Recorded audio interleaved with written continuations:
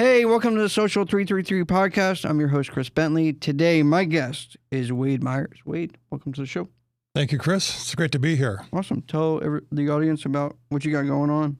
Sure. I'm a tech entrepreneur and tech investor. I've got several venture funds that I've co-founded and 3 venture studios I'm involved in, and quite a few startups that I've founded.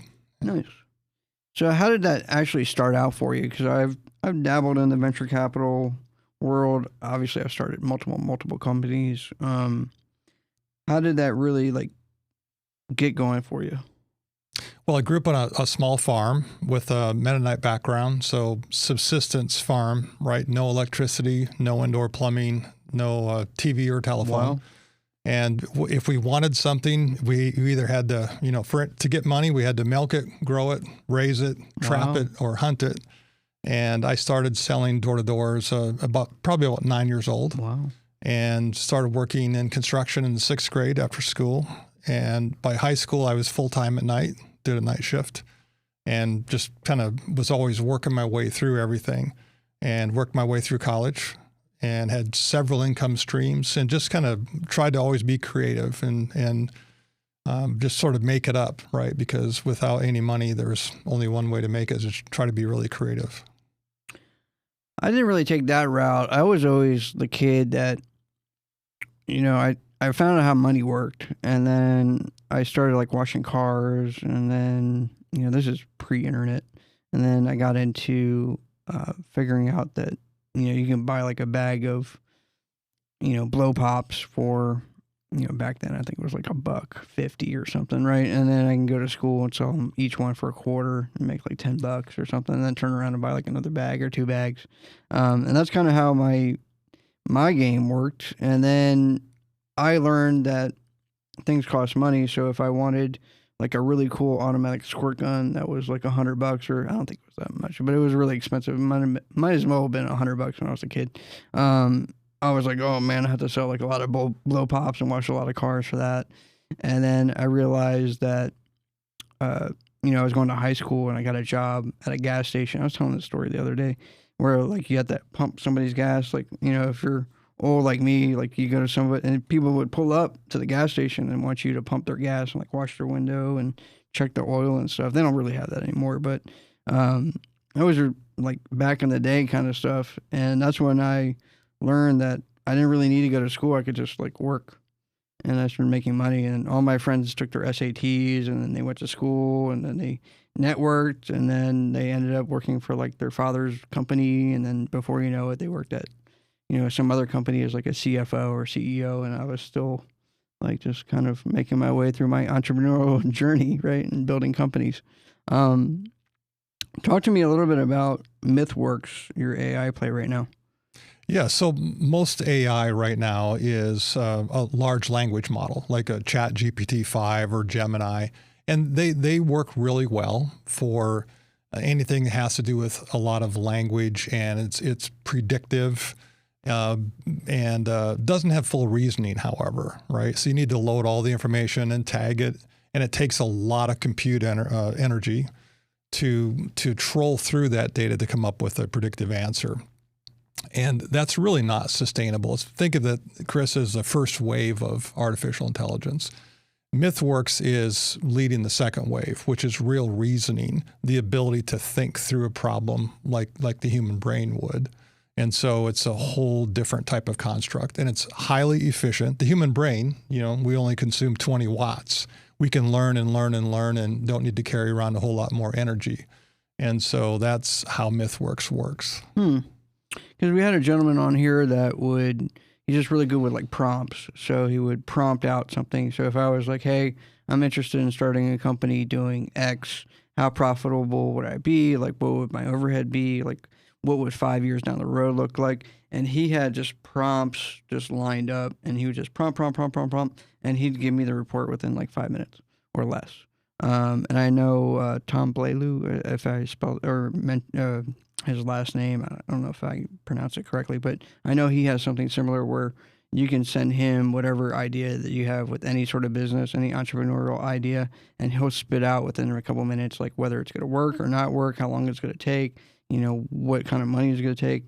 Now this is going to be like a whole nother wave, right? So like instead of doing prompts and prompts and prompts, this is going to be more like thinking out a whole problem without as many prompts. Is that how this is going to work?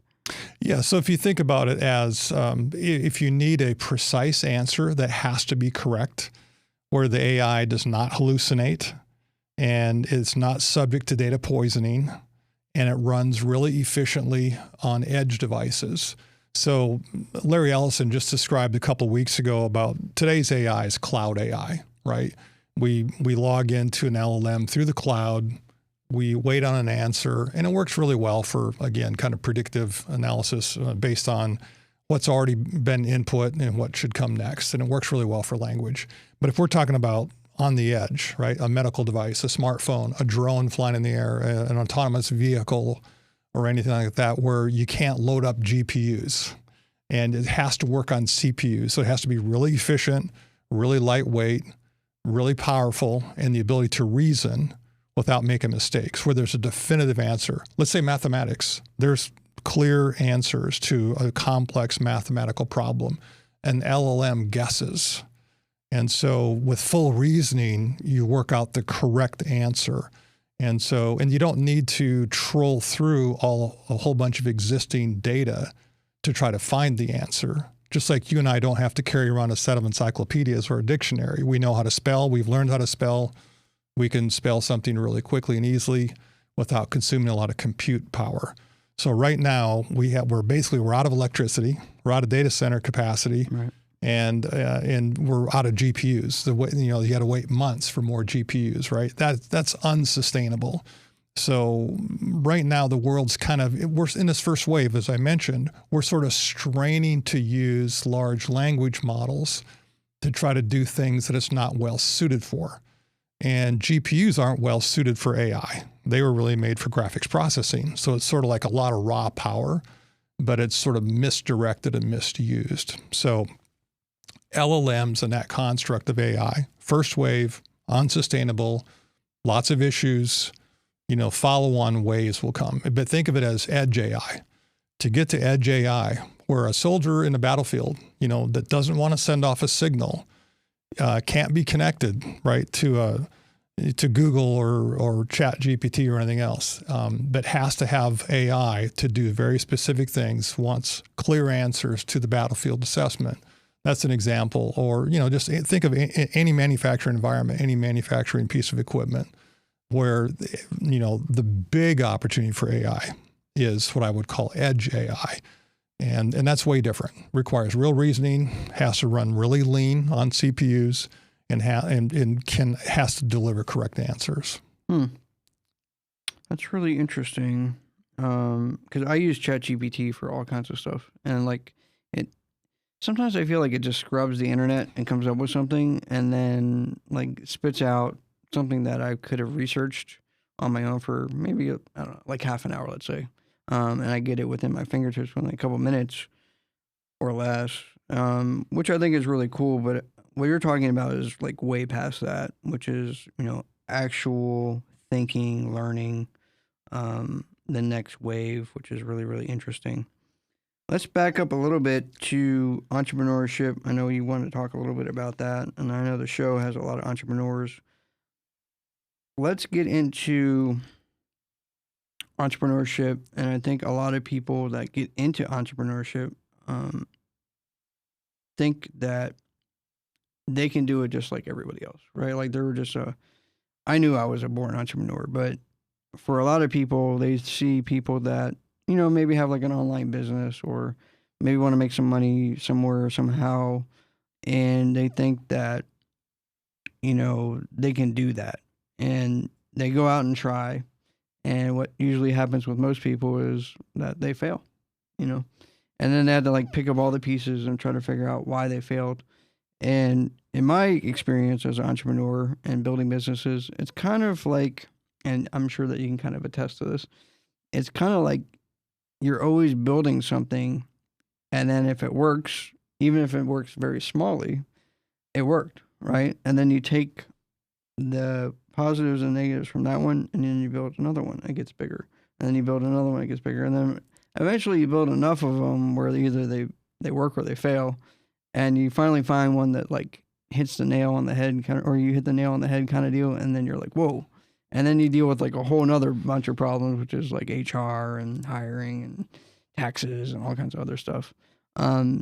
Talk to me about your experience with entrepreneurship, even in like the early days where you're just trying to build something to get something, and then you found something that kind of starts to work. Because when you get into VC, it's a whole different world. You know, you're raising money.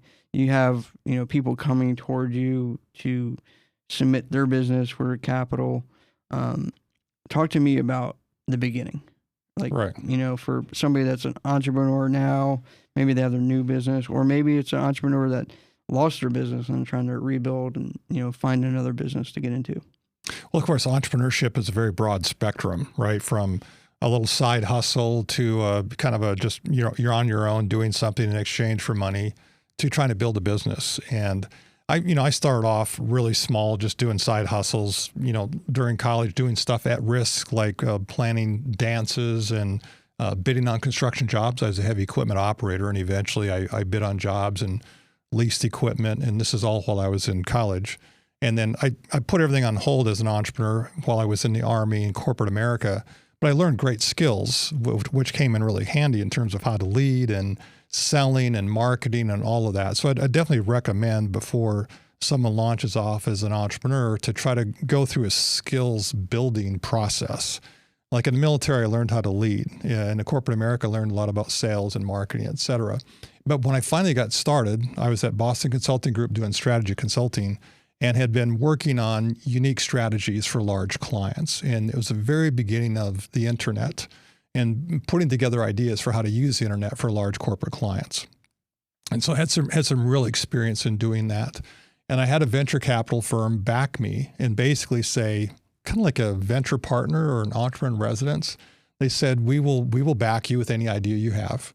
And so they backed me on my first 7 startups. So Wow. They all were venture capital funded, which, you know, in most cases, technology required that. Not so much anymore with AI. You know, one person can do a lot of coding and vibe coding. But back in those days, you required a lot of venture capital to, you know, write code and build a software company and all that. And so I, you know, made a lot of mistakes, learned a lot, but I had this one investor that basically said, I will teach you how to be an entrepreneur. I'll invest in you. I'll back whatever idea you have. And we did 7 companies like that together. Wow. And I learned a ton. He was wonderful. And so I had my kind of investor and mentor relationship all rolled into one. And it was a great deal of fun. And I learned a lot. And eventually, you know, of course, I cataloged all my mistakes and kind of kept creating all these principles of how I would score any of my future ideas. And I started angel investing right away as an entrepreneur as well. And writing small checks at first and then getting bigger, but also using that same scoring methodology for how to think about how I would invest in someone else's idea, scoring them as a founder and their skill sets and experiences, scoring, you know, the market opportunities, scoring the uniqueness of the value proposition or their strategy, et cetera. So and then eventually I put together a venture capital firm with some partners, and now we've made a lot of investments, and you think really carefully about the type of entrepreneur that we back and the kind of business models and so forth. Talk to me about that part of it. I've seen a lot of it. And I think a lot of people now, maybe a little bit past now, but it was a big thing a couple years ago to get, you know, venture capital money. And you do anything. And I think before that, it was to get listed on NASDAQ or, you know, S&P 500 or just listed anywhere so you can get money coming in. I've seen it both ways. I even tried to get like a shell company for my company. But with venture capital, it's way different because I pitched a lot of venture capital deals. I worked for a venture capital company that was kind of startup, and go out and try to get some, you know, business and some great ideas and bring them back. With, you know, I think entrepreneurs that were great. And I would just have a really good feel for people and their ideas and stuff like that. So I'd go out and meet, or they would come to me and we'd have a lot of meetings. But as a VC company, it's a lot different. I mean, you're on boards, you're on doing different stuff. Talk to me about how that is, like a day in the life a little bit of somebody that's a venture capitalist? Right. So typically every VC has a lot of deal flow. So the stats are something like this. For every 267 companies that seek venture capital, only one actually gets funded. Wow. So the probability of getting venture capital is really, really slim, and it's very difficult. So think of a VC, the life of a VC as we have just a deluge of deal flow. Everybody's emailing and messaging on social media, trying to track you down. If you go to a conference, you're just basically tackled because startups need capital, right? It's very rare that you don't need capital of some sort. And so a lot of the work is funneling through the deal flow, scoring that automatically if you can, trying to work through the thousands and thousands of pitch decks that you get and match it up with your investment thesis. So every VC fund has an investment strategy. The fund that I'm a partner in is very much an impact investment fund. There's 3 impacts that we invest in. So one is creating economic opportunities. So that's upskilling people to get higher paying jobs and more meaningful work. It's fixing the entrepreneurial ecosystem, et cetera. That's what we call the economic opportunities vertical. We combat trafficking, so labor trafficking and sex trafficking. So we invest in companies that have a tech solution that helps track down criminals and free victims. That's very meaningful. And we have one impact, which is increasing healthcare access to those that don't have it, or making healthcare more efficient. So those are our 3 primary impacts that we invest in. And so that's our strategy. Every VC has their own strategy. And every VC has a strategy of what stage they invest in, how much they invest, at what stage, at what valuations generally, right?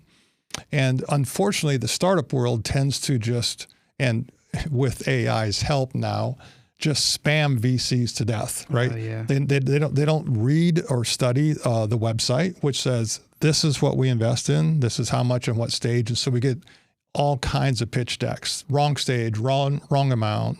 They don't comport with our impact initiatives, et cetera. So a lot of it's just calling through that. And I feel bad because we don't have time to respond. Mm-hmm. I think my last count, we get 20,000 pitch decks a year. Wow. And I get a lot personally with, just through social media and my email, et cetera. And so we've put together kind of a form or an app, which we say, please submit using this. And they can walk through and we tell them, this is the geography we invest in, right? This is where our offices are. So we're in Singapore and we invest in Southeast Asia out of Singapore. We're in Zurich and we invest in Western Europe out of Zurich. And we're here in Dallas-Fort Worth and invest in the U.S. We don't invest yet in Latin America, and we don't invest in Africa, for example. So we kind of work through, this is where we're located, where are you domiciled? These are the impacts we invest in. Which one are you? If not, we're not a fit, right? And they get a polite turn down, an automatic email saying, we're sorry, but we don't appear to be a fit. So part of the day in the life is working through deal flow. Part of the day in the life of a VC then is the deals that do come in, then analyzing those and trying to figure out if it's something we're interested in and scheduling pitch meetings with them, and then going through a process of diligence. So we have a whole diligence process in various phases, and we tell an entrepreneur right up front, because it always bothered me, Chris, as an entrepreneur, when a VC, if I said, well, what's your process? Well, we just sort of figure it out. Mm-hmm. So in this case, we say, well, these are the phases that we have. This is exactly what we're going to do and about how long it's going to take. And this is what stage you're in. And at the end of each stage, our partners, we all have to be 100% unanimous. And so we're also Christians, so we pray over it as well. And we tell them, hey, we're a faith-based investment fund, so we're gonna pray about each decision. We're gonna work through it, and we're gonna unanimously decide to go forward. Otherwise, we'll give you again a polite turn-down message to say we're sorry, but we're not going to proceed. And then once we invest, yes, then we guide, we mentor. And oftentimes it means a board seat or at least an advisory role to really help that entrepreneur. Because in many cases, they're first-time entrepreneurs and haven't done this before. And so we want to be as helpful as possible once we've made that investment to really nurture the opportunity. I was watching a video or an interview with Mr. Wonderful O'Leary, and he was talking about, I think he's in the 70s now, 71 or something like that. And he travels all the time, and he's got like tons of business. He does a VC. Obviously, he's on the Shark Tank, right? Kevin O'Leary. And his wife one day was like, Kevin, like, you're 71. We got a ton of money. You sit on TV all the time. You sell watches, right? He does his watch thing, right? On 2 different wrists. Like, why don't you just stay home and, like, do nothing? Like, you have the opportunity. And he can't stop himself. Like, it's just never enough. And he was even talking about it, that it's never enough for him. Like, he can't stop himself because it's so much coming at him all the time, and there's so much opportunity that it's like he just can't stop. And it's pretty wild, like, when you look at it that way. Yeah, I definitely recognize that. And I just love entrepreneurs. I love hearing about new ideas. I love helping them, but also, as a boy, I would, we didn't have anything for entertainment, right, Chris? So Yeah. A set of encyclopedias, a farmer's almanac, and a vivid imagination, right? And I read a lot, and I always loved the hero stories. I wanted to figure out, like, would I be a hero? I wanted to go in the military and all those kinds of things. Never in my wildest dream would I have imagined that I would be able to rescue tens of thousands of victims from trafficking. Wow. Help educate tens of thousands of people to get better paying jobs with more meaningful work, and save lives or increase or better the health of tens of thousands of patients all over the world. Wow. And so it's very meaningful work, including, one of my partners in our Freedom Fund, which invests in companies combating trafficking, is Tim Tebow.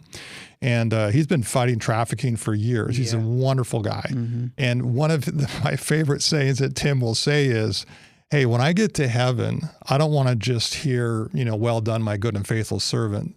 I want to be exhausted. I want to have worked right up until the last minute to save every single person I can from the horrific crime of being trafficked. And there's a lot to that, which is to say, why at my point in life, with my network and with my experience set and skills and all the training that I've had, why would I stop now when there's so much need in the world? And, to solve those kinds of big problems that we're solving, but also just all these entrepreneurs that I know that just with a little bit of help and advice and capital can accomplish those goals. So working through all these entrepreneurs with wonderful ideas to solve some of the world's greatest problems. So that's what keeps me going, Chris. That's really good that you kind of turned it more on helping the world and creating something that's better. Because the people that I've been, or I've known, or people that I've seen, is just, I don't even know if they do that, or if they do that, maybe they do it in silence. There's a lot of people that do a lot of humanitarian work, like, kind of quietly, and they don't want to be recognized for it. So I've known some people that do that, especially some millionaires and stuff like that. They generally donate kind of quietly. They don't want to be known for some stuff that they do. Talk to me, and this is the last question, and this is probably one of the biggest questions that I've asked a lot of entrepreneurs that come on the show, is that if you can go back in time and change something that would propel you to where you are now, what would it be? So I suppose I would have liked to have gotten started earlier. I was kind of a late bloomer, right? It took me a long time to sort of get traction, if you will. I didn't launch out with my first entrepreneurial foray with venture backing until I was in my late 30s. Wow. So, you see all these lists of 30 under 30 and 40 under 40. I missed all of that, right? But it would have been fun to get started earlier. I guess I spent several years in corporate America and spent time in the military and, fought in Iraq and just did a whole bunch of stuff. Now, all of that were great experiences that suited me well when I finally became an entrepreneur. But I really don't have any regrets. It's been a wonderful ride, and I've really enjoyed doing what I'm doing. And importantly, this isn't giving money to a cause, what we're doing. We're investing in for-profit solutions so that they are sustainable. The problem with nonprofits, they're wonderful, but they constantly have to beg for money, constantly are dependent on more donations. So solving these big problems works best when you have government involved doing their thing that they need to do with legislation and so forth. When you have nonprofits that are there doing what they do well, but also for-profit solutions where companies can make money while solving these problems. And all of that together is what really makes a difference in helping solve these big problems. Yeah, it definitely has more control versus just cutting a check and feeling good for that, dopamine hit that cut the check. But yeah, it's a lot different. Wade, if somebody was interested in getting a hold of you, maybe talking to you about MythWorks, or maybe just talking to you about VC, or maybe has a great idea for you, how would they go about getting in touch with you? Yes, the venture firm is eagleventurefund.com. And right at the very top menu, it's submit your company for financing. And that will walk you through whether or not you're a match for our venture fund. Wade, I appreciate you coming on the show. Thank you, Chris. A pleasure to be here. Awesome.